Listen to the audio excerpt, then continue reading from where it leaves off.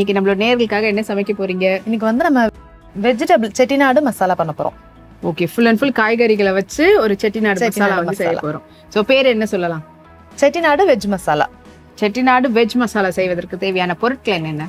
Cauliflower, மிளகு, உருளைக்கிழங்கு, தேங்காய், கருவேப்பிலை, மிளகாய் தூள், தக்காளி விழுது, எண்ணெய், கேரட், பட்டாணி, சீரகம், உளுந்து, பீன்ஸ், வெங்காயம், இஞ்சி பூண்டு விழுது, கொத்தமல்லி இலை, பட்டை, கிராம்பு, ஏலக்காய், பிரியாணி இலை, மிளகாய் வத்தல், மஞ்சள் தூள், முந்திரி, சோம்பு, தனியா, உப்பு. தேவையான பொருட்கள் எல்லாமே வந்து தயாரா இருக்குது. நிறைய பொருட்கள் இருக்கு. ஆனா வந்து உங்களுக்கு எல்லாமே வீட்ல இருக்கிற மசாலா ஐட்டம்ஸ் தான். மற்றபடி வெஜிடபிள்ஸ் எல்லாமே. சரி, ஓகே. செட்டிநாடு மசாலான போது செட்டிநாடுக்கு தேவையான மசாலா பொருட்களே வந்து 34 நிறைய வகைகள் வந்து போட்டு நம்ம செய்யணும். ஸோ இப்போ ஃபர்ஸ்ட் இப்போ என்ன பண்ண போறோம்? ஃபர்ஸ்ட் நம்ம வந்து காய்கறிகள் எல்லாம் வேக வச்சுக்கிறோம். அதுல ஓகே, இது இந்த பாத்திரத்துல எல்லா காய்கறிகளையும் ஒன்னா சேர்த்து வேக வைக்கலாம். இது வந்து நல்லா வெந்நீல அலசிட்டு வச்சிருக்கோம் காலிஃப்ளவரை. இதை ஒன்னா சேர்த்துடலாம். சேர்த்துட்டு இது கூட கேரட், பொடியா கட் பண்ண கேரட், பீன்ஸ்,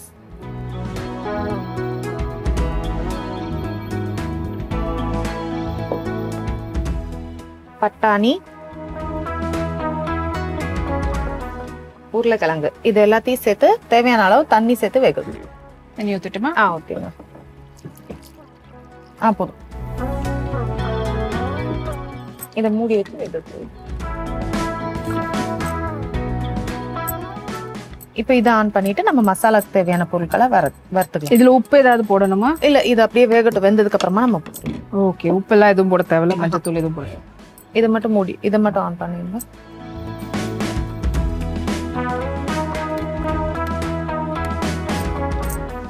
இதுல வந்து நம்ம மசாலாக்கு வறுக்க போறோம். வறுத்துட்டு அதுக்கப்புறமா பவுடர் பண்ண போறோம்.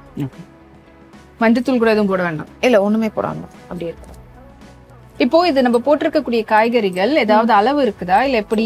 இல்ல, அந்த காய்கறி பொறுத்த வரைக்கும் நீங்க என்ன காய்கறினாலும் யூஸ் பண்ணிக்கலாம். உங்களுக்கு இன்னும் கொஞ்சம் ஏதாவது வேற போடணும் அப்படின்னா கூட நீங்க குடமிளகா அந்த மாதிரி ஏதாவது வேணும்னா கூட இதுல ஆட் பண்ணிக்கலாம். காய்கறிகளுக்கு அளவு இல்லை, நம்ம எவ்வளவு நாளும் சேர்த்துக்கலாம். ஓகே, ஃபர்ஸ்ட் கொஞ்சம் சோம்பு, ஒரு 2 ஸ்பூன் அளவு சோம்பு. நம்ம காய்கறி குவான்டிட்டி அதிகமா இருந்தா இதுவும் அதிகமா சேர்த்துக்கோங்க. சோ காய்கறிகள் எவ்வளவு எடுக்கிறோமோ அதுக்கேத்த மாதிரி மசாலா. இப்போ 2 ஸ்பூன் ஜீரகம். இந்த மசாலா வந்து உங்களுக்கு அதிகமா அரைச்சு பவுடர் பண்ணி வச்சுட்டா கூட நீங்க அப்புறமா ஸ்டோர் பண்ணி வச்சா கூட யூஸ் பண்ணிக்கலாம். ஆனா இது ஃப்ரெஷ்ஷா செய்யும் போது இன்னும் கொஞ்சம் நல்ல வாசனை இருக்கும். தனியா வந்து ஒரு 3 ஸ்பூன் அளவுக்கு. செட்டிநாடுல வந்து கொஞ்சம் தனியா அதிகமா சேர்ப்பாங்க, அதனால தனியா மட்டும் கொஞ்சம் அதிகமா நம்ம சேர்த்துக்கலாம். ஒரு பிரியாணி இலை, 3 ஏலக்காய், 2 கிராம்பு, ஒரு துண்டு பட்டை. இதுல வந்து காரத்துக்கு நம்ம எவ்வளவு மிளகாய் வத்தல் வேணுமோ அந்த அளவு எடுத்துக்கலாம். ஒரு 5ல இருந்து 6. நம்ம கொஞ்சம் மிளகாய் வத்தல் தூளும் போட போறோம், அதே நேரத்துல இதையும் போட்டுக்கலாம். இதை லைட்டா வறுத்துட்டு அதுக்கப்புறம் ஏன்னா அடியில் உள்ளது கொஞ்சம் கருகிடக்கூடாது. இப்ப இது கூடவே கொஞ்சமா மிளகு சேர்த்துட்டு இதை நல்லா வறுத்துக்கலாம். இதுதான் அந்த மசாலாக்குள்ள பொருள். இதை வந்து தண்ணி விடாம பொடிச்சு எடுத்துக்கணும். இது பொடிச்சு எடுக்கிறத வந்து நம்ம இப்போ உடனே அப்புறமா யூஸ் பண்றதால இல்ல, இப்ப நீங்க உடனே மட்டும்தான் போடுறா, தண்ணி விட்டு கூட நல்லா பேஸ்ட் மாதிரி அரைச்சிக்கலாம். ஓகே, உடனே இன்ஸ்டன்டா செய்யறதா இருந்தா பவுடர் பண்ணி வைக்கிற மாதிரி பேஸ்ட் மாதிரி கூட அரைச்சிக்கலாம். அப்புறமா ஸ்டோர் பண்ணி வைக்கிறதா இருந்தா கம்பல்சரி பொடிச்சு மட்டும் தான் வைக்கணும். இப்ப இதை நல்லா வறுத்துறேன். நல்லா பச்சை வாசனை போற வரைக்கும் வறுத்து எடுத்தாச்சு. இப்ப அரைக்கிறதுக்கு கரெக்டா இருக்கும். இதை ஆஃப் பண்ணிட்டு இதையும் சேர்த்துட்டு இதை லைட்டா மிக்ஸ் பண்ணிட்டு அரைக்க வேண்டியதான்.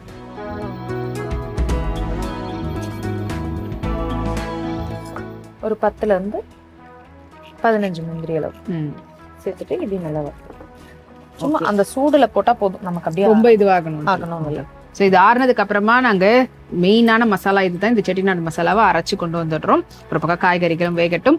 எல்லா மசாலா பொருட்களையும் எண்ணெய் விடாம வெறும் சட்டியில வறுத்து எடுத்து அது நல்லா ஆறுனதுக்கு அப்புறமா அரைச்சு இப்போ இந்த மசாலாவை ரெடி பண்ணியிருக்கிறோம். ஸோ மசாலா பொருட்களோட சேர்த்து அப்புறமா தேங்காயும் முந்திரியும் சேர்த்தும் நம்ம வந்து இதுல அரைச்சிருக்கிறோம். ஸோ இந்த பேஸ்ட்டை வச்சு தான் மசாலா ரெடி பண்ண போறோம். அண்ட் இன்னொரு பக்கம் வந்து பாத்தீங்கன்னா இந்த காய்கறிகள் எல்லாமே வந்து வெந்துட்டு இருக்கு. ஸோ இது மூடி விட்டா இன்னும் கொஞ்சம் பெட்டரா இருக்கும். இல்லை திறந்தா மூடி வச்சிருங்க, நல்லா சீக்கிரம் வெந்துடும். ஓகே, ஸோ மூடி விட்டுறலாம். அது நல்லா கொஞ்சம் வேகட்டும். இப்போ என்ன பண்ண போறோம்? இப்போ வந்து ஸ்டவ் ஆன் பண்ணிட்டு நம்ம மசாலாக்கு ரெடி பண்ண போறோம். அதுல உள்ள மசாலாக்கு ரெடி பண்ணிட்டோம். இப்போ குருமா வைக்கிறதுக்கு ரெடி பண்ண போறோம். எண்ணெயா இல்ல எண்ணெய் சேர்த்துட்டு என்ன இது வந்து வாசனை இல்லாத எண்ணெய் சேர்த்துக்கோங்க. ரீஃபைண்ட் ஆயில், கடலை எண்ணெய் அந்த மாதிரி எதுனாலும் யூஸ் பண்ணிக்கலாம். நல்லெண்ணெய், தேங்காய் எண்ணெய் தவிர்த்துட்டு மற்ற எதுனாலும் யூஸ். பட் செட்டிநாடு இதுனா நல்லெண்ணெயில செய்வாங்க இல்லை இருக்கும். ஆனால் நம்ம ஃபர்ஸ்ட் கடைசியா போடுறதுக்கு வேணா நல்லெண்ணெய் யூஸ் பண்ணிக்கோங்க. அது கொஞ்சம் ஃப்ளேவருக்காக. இப்போ நம்ம வறுக்கும் போது நல்லெண்ணெய் வேண்டாம். வெங்காயம் வதக்கும் போது கொஞ்சம் கசக்க மாதிரி ஆயிரும். இதுல கொஞ்சமா உளுந்து தாளிசத்துக்கு, கொஞ்சமா சீரகம் சேர்த்துட்டு இதை நல்லா வறுத்துக்கலாம் லைட்டா. ஸோ கடுகு கிடையாது? கிடையாது. ஸோ சிறுபருப்பும் சீரகமும் சேர்த்து தான் தாளிசம் பண்றோம். அதுதான் ஃப்ளேவர் மாத்திடுமா? இல்ல, சும்மா ஒரு ஃப்ளேவருக்கு தான். வேணும்னா போடலாம், இல்லைன்னா வேண்டாம். கடுகு வேண்டாம். இதுல வந்து வெங்காயம் போட்டுடலாம். நல்லா சூடானதுக்கு அப்புறமா வெங்காயம் சேர்த்துக்கலாம். இது பொடியா கட் பண்ணி வச்சிருக்கோம். ஒரு பெரிய வெங்காயம், பெரிய வெங்காயம் ஒரு பெரிய வெங்காயம் ஒன்று எடுத்துருக்குறாங்க. சேர்த்துட்டு இதை நல்லா வதக்கணும்.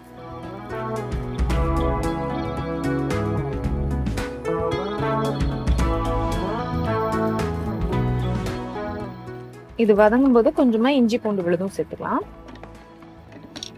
இதுக்கு வந்து நம்ம தக்காளியை விழுத அரைச்சு வச்சிருக்கிறோம். விழுத அரைச்சு சேர்க்கும் போது இன்னும் கொஞ்சம் நல்லா டேஸ்ட் இருக்கும். இல்ல உங்களுக்கு விழுது இல்லை அப்படின்னா நீங்க பொடியா கட் பண்ணி சேர்த்துக்கோங்க. நம்ம விழுது சேர்க்கலாம். விழுது சேர்த்தா ரொம்ப டேஸ்ட் நல்லா இருக்கும். இல்ல உங்களுக்கு விழுது வேண்டாம் அப்படின்னா நீங்க பொடி. அதே போல வெங்காயத்தையும் விழுத சேர்க்கலாமா? இல்ல வெங்காயம் பொடியை போட்டுதான் நல்லா இருக்கும்.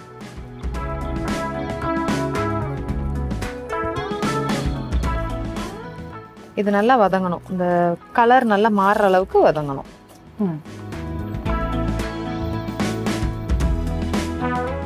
இப்போ இதுல சின்ன வெங்காயம் யூஸ் பண்ணலாமா, பெரிய வெங்காயத்துக்கு? சின்ன வெங்காயம் யூஸ் பண்ணலாம். அதையும் பொடியா கட் பண்ணி கூட சேர்த்துக்கலாம். சின்ன வெங்காயம் எடுத்தீங்கன்னா அதையும் பொடியா கட், முழுசா போடாம பொடியா கட் பண்ணிக்கலாம்.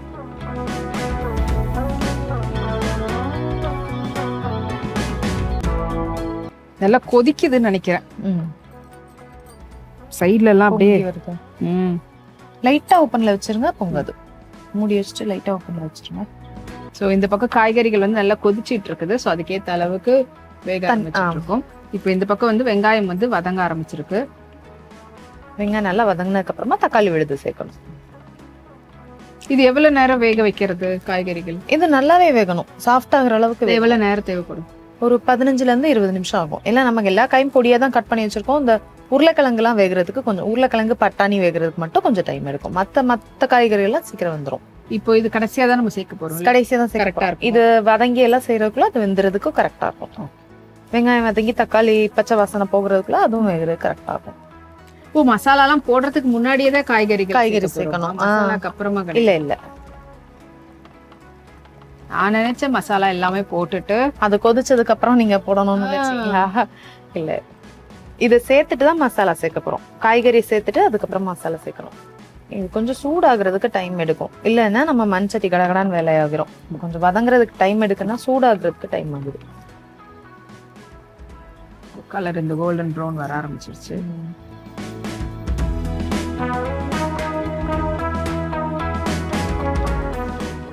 இப்போ தக்காளி விழுது சேர்க்க போறோம்.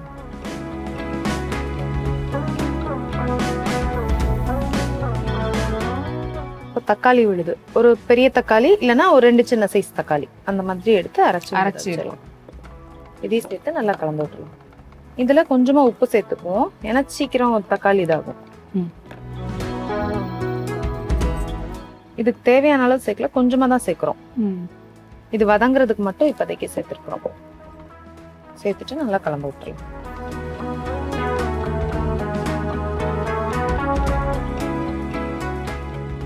ஸோ இந்த பக்கம் தக்காளி வெங்காயம் வெங்காயம் வந்து அந்த பொன்னிறம் வந்ததுக்கு அப்புறமா தக்காளி விழுது சேர்த்து அதோட சேர்ந்து நல்லா வதங்க ஆரம்பிச்சிருக்கு. காய்கறிகள் இங்க கொதிக்குது, ஆனா வேகணும். வெந்துருச்சா அப்படின்றது ஸ்டேஜ் தெரிஞ்சாதான் பார்க்கலாம். இப்போ ஓபன் பண்ணி வேணா பார்க்கலாம் நம்ம.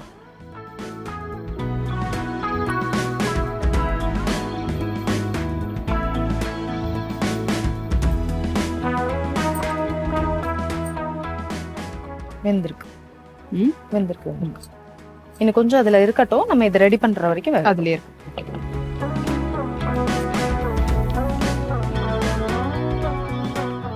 இது கொஞ்சம் தக்காளி இப்ப எனக்கு ஒரு வத்தணும். இவ்வளவு காய் அந்த சட்டியில பத்துமா? அதுல மாத்திர வேண்டியதான். இதத்துக்கு அப்படியே அதுல கொட்டிட்டு நம்ம செஞ்சிடலாம். ஏன்னா தண்ணி நம்ம எப்படி விடணும், அந்த காய்கறி வேகிற தண்ணியிலே நம்ம சேர்த்துடலாம். நான் யோசிச்சேன், ஆனா அதுக்கு பதிலா இதை தூக்கி அதுல போடுறது நமக்கு இங்க மிக்ஸ் பண்றதுக்கும் ஃபுல்லா ஈஸியா இருக்குது. இது போட்டோம்னா நம்ம மிக்ஸ் பண்றதுக்கும் ஈஸியா இருக்கும். எண்ணெய் விட ஆரம்பிச்சிருச்சு. தக்காளி வெங்காயம் நல்லா வதங்குது, எண்ணெயே பிரிஞ்சு வெளியில வருது. இப்போ நம்ம மசாலா சேர்த்துக்கலாம். இதுல வந்து தேவையான அளவு மிளகாய் தூள். ஏற்கனவே நம்ம மிளகாய் அரைச்சிருக்கோம், காரத்துக்கு தகுந்த மாதிரி சேர்த்துக்கோங்க. ஏன்னா நம்ம அரைச்சதுலயும் மிளகாய் வத்தல் சேர்த்துக்கிறதுனால இதுல கொஞ்சமா சேர்த்துக்கோங்க.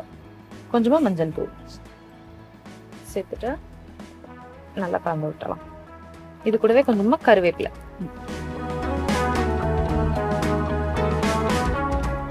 சேர்த்துட்டு நல்லா கலந்து விட்டுறலாம். இது இன்னும் கொஞ்சம் லைட்டா வதங்கினதுக்கு அப்புறமா நம்ம அதுல சேர்த்தலாம் தூக்கி. இதுல வந்து நீங்க முந்திரி தேங்காய் போட்டிருக்கிறதுனால உங்களுக்கு கெட்டி ஆயிரும். நீங்க தண்ணி இருக்கன்னு யோசிக்க வேண்டாம், கொஞ்ச நேரம் கொதிக்க வச்சா திக்னஸ் ஆயிரும். ஏன்னா யூஸ்வலாவே நம்ம வந்து பாத்தீங்கன்னா திக்னஸ் ஏஜென்ட்டா வந்து முந்திரியை தான் ஆட் பண்ணுவோம். அது அப்படியே கொதிக்க கொதிக்க பேஸ்ட் மாதிரி ஆயிடும். அதனால கொஞ்சம் டைம் வைக்க வைக்க ரொம்ப கெட்டி ஆயிடும். அதனால நீங்க அதை பத்தி யோசிக்க வேண்டாம். கொஞ்சம் தண்ணி இருக்கு அப்படின்னு யோசிக்காம முந்திரியும் தேங்காயும் சேர்த்துக்கிறதுனால நமக்கு கரெக்டா வந்துடும். தண்ணி இருந்தா பரவாயில்ல. கொஞ்சம் வெந்திரிச்சா நல்லா சாஃப்ட் ஆயிடுச்சான்னு பார்த்துக்கலாம். இந்த மாதிரி நல்லா வெந்துட்டுன்னா நம்ம அடுத்தது சேர்த்தலாம்.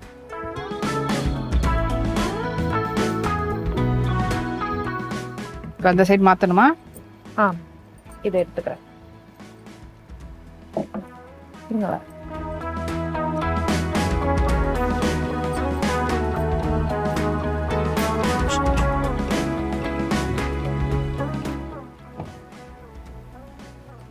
இப்ப இது அப்படியே அதுல சேர்த்துடலாமா? நானே எடுத்துக்கிறேன், நீங்க வலிச்சு மட்டும் போட்டுருங்க. தெரியாது.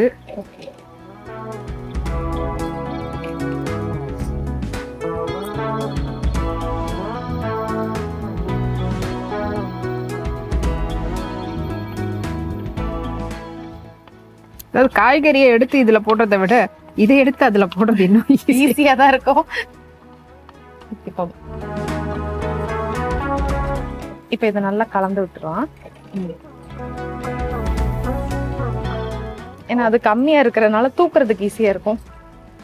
ஓகே, ஸோ இப்போ வந்து காய்கறிகளோட இந்த வெங்காயம் தக்காளி மசாலா ஃபுல் அண்ட் ஃபுல் எல்லாமே வந்து ஆட் ஆகி கொதிக்க போகுது. அண்ட் ஃபைனலி இப்போ நம்ம வந்து இதையும் அரைச்ச விழுத சேர்த்துட்டே கொதிக்க வச்சிடலாம். சேர்த்து மொத்தமாவே போட்டுருலாம். மொத்தமா சேர்த்துட்டு உப்பு சேர்த்துட்டு கொதிக்க வச்சிடலாம்.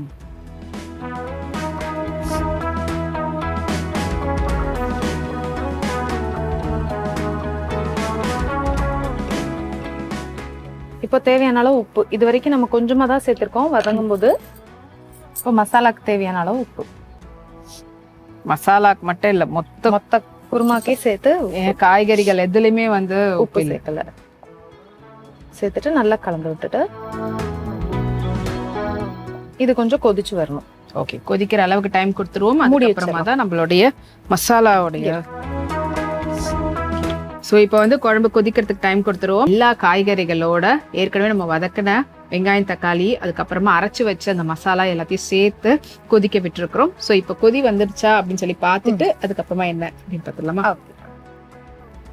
பாருங்க நல்லா கொதிச்சு வருது. இது கொஞ்சம் டைமாக கட்டியாகும்.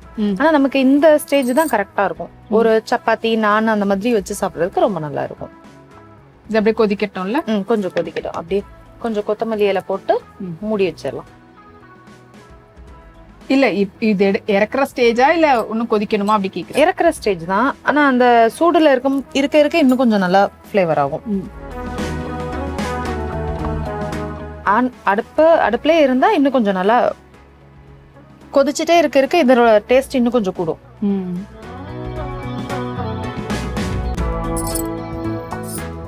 இப்போ உங்களுக்கு எடுத்துக்கலாமா?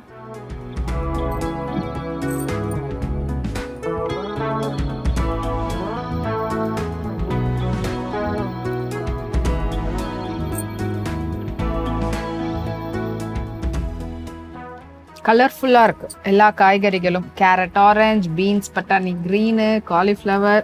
ஸோ ஒரே கலர்ஃபுல்லான ஒரு கிரேவி, செட்டிநாடு சமையலுடைய ஸ்மெல் ஃப்ளேவரோட சுட சுட இப்போ நம்ம கையில் இருக்குது. ஸோ இதை டேஸ்ட் பண்ணுறதுக்கு முன்னாடி எப்படி நம்ம செஞ்சோன்ற செய்முறை விளக்கத்தை சுருக்கமாக நேரில் சொல்லிடுங்க. ஒரு பாத்திரத்துல கேரட், பீன்ஸ், பட்டாணி, உருளைக்கிழங்கு, காலிஃப்ளவர் சேர்த்து தேவையான அளவு தண்ணி சேர்த்து வேக வச்சிருங்க. இப்போ காய்கறி வேகட்டும், அது அப்படி இருக்கட்டும். இப்போ ஒரு வாணலியில மிளகு, சோம்பு, தனியா, சீரகம், பட்டை, கிராம்பு, ஏலக்காய், பிரியாணி இலை சேர்த்து நல்லா வறுத்துக்கோங்க. இது நல்லா வறுத்ததுக்கு அப்புறமா தேங்காய் துருவல், முந்திரி சேர்த்து நல்லா பேஸ்ட் மாதிரி அரைச்சு தனியா எடுத்து வச்சுக்கோங்க. இது அப்படியே இருக்கட்டும். அதே வாணலியில கொஞ்சமா எண்ணெய் சேர்த்து சிறுபருப்பு, சீரகம் சேர்த்து நல்லா பொரிஞ்சதுக்கு அப்புறமா பொடியா கட் பண்ணி வச்சிருக்கிற வெங்காயம் சேர்த்து நல்லா வதக்கிக்கோங்க. வெங்காயம் வதங்கும் போது இஞ்சி பூண்டு விழுதும் சேர்த்து நல்லா வதக்கிக்கோங்க. இப்போ இது நல்லா வதங்கினதுக்கு அப்புறமா தக்காளி விழுது சேர்த்து நல்லா வதக்கிக்கோங்க. இது கூட கொஞ்சமா உப்பு சேர்த்துக்கோங்க. இது நல்லா எண்ணெய் பிரிஞ்சு வரப்போ மஞ்சள் தூள், மிளகாய் தூள் சேர்த்து நல்லா வதக்கிட்டு நம்ம காய்கறி வெந்த கலவையில இப்போ நம்ம வதக்கி வச்சிருக்கிற தக்காளி விழுதையும் ஒன்னா சேர்த்து நல்லா கலந்து விட்டுக்கோங்க. இதை நல்லா கலந்து விட்டுட்டு நம்ம அரைச்சு வச்சிருக்கிற மசாலா விழுதை இதோட ஒன்னா சேர்த்து தேவையான அளவு உப்பு சேர்த்து இப்போ இது நல்லா கொதிச்சதுக்கு அப்புறமா கொத்தமல்லி இலை தூவி இறக்குனீங்கன்னா சுவையான செட்டிநாடு வெஜ் மசாலா தயார்.